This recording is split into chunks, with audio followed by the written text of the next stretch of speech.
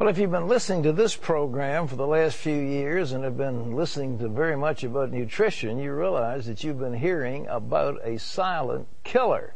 It's a killer that's worse than alcohol, worse than nicotine, worse than drugs. It's called monosodium glutamate. And most people don't know that MSG is in thousands of processed food, often under hidden name, probably in your kitchen cabinets. And now some doctors say this flavor booster could be boosting your weight. This is going to be the first of a 4-part series, today, tomorrow, and then 2 next week, by medical reporter Galen Tethrow on the dangers of MSG. MSG. You may think it's only an ingredient in Asian food, but you're wrong. It's everywhere. From restaurants to your grocery to your kids' school cafeterias, even your baby's formula. Monosodium glutamate is a flavor enhancer that's been big in the U.S. since the 50s. It's supposed to make your food taste better, but research shows MSG is making us fat. It's very difficult to exercise off. It's very difficult to diet off. And these infant animals that become obese tend to become what we refer to as couch potatoes. Dr. Russell Blaylock has studied these common flavor enhancers that many experts believe are hazardous to your health. He calls them excitotoxins, the taste that kills. An excitotoxin is a big word for any substance like MSG that overexcites cells to the point of damage, acting as a toxin, hence the term excitotoxin, a form of poison. The FDA considers MSG safe, but numerous scientists have found that glutamate in the diet can cause a range of problems in animals, including obesity.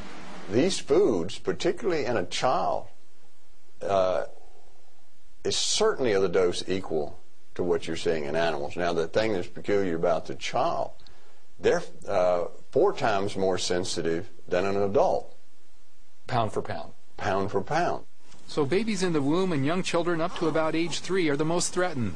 That means expectant mothers may need to be mindful of their diets. And when the babies are born, moms may want to watch out for formula. Nearly all formulas contain processed milk or soy protein. Because of the processing, these proteins are broken down into MSG and related excitotoxins.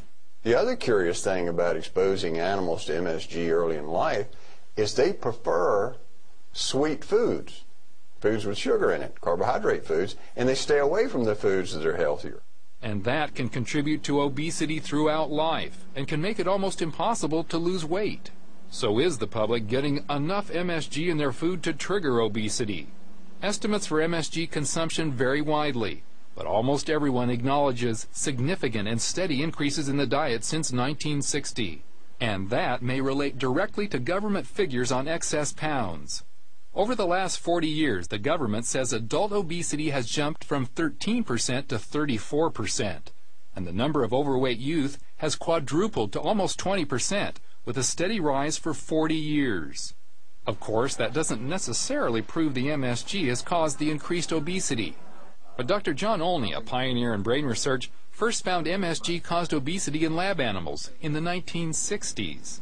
And Blaylock says the MSG theory makes much more sense than any other possible cause, such as lack of exercise. One of the frightening obesity effects of MSG is that it produces the harmful fat found deep in the abdomen. And we know people that have a lot of visceral type fat have an extremely high incidence of heart attack and stroke and arteriosclerosis. They're also more likely to suffer from insomnia, high blood pressure, type 2 diabetes, and high cholesterol. Blaylock says to reduce MSG intake, consumers will have to pick foods more carefully. Because there's intense competition between the food companies for taste and for customers.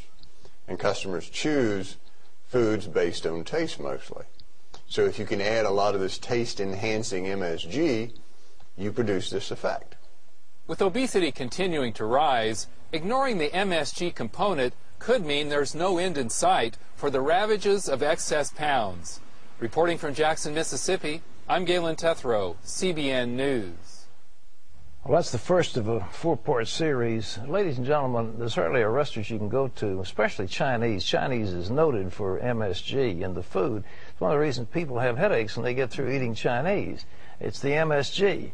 but it's used to flavor almost everything, hamburgers, steaks, you name it, it's there. Well, here's some of the other names that this silent killer is lurking as: aspartame broth, casein or caseinate, glutamate, hydrolyzed or autolyzed yeast, and hydrolyzed protein. Well, you can learn more about what foods contain MSG if you log on to cbn.com. And tomorrow, in part 2 of our series on MSG, we'll look at how it affects your brain and nervous system. You know, it's a hidden killer. It's hidden, and when I was watching that story and reading about it, I literally wanted to get a list and print out the list so that I could check my cupboards and check my kitchen, because not just for me, but for my son. I want to make sure that I'm not giving him something that I don't know I'm giving.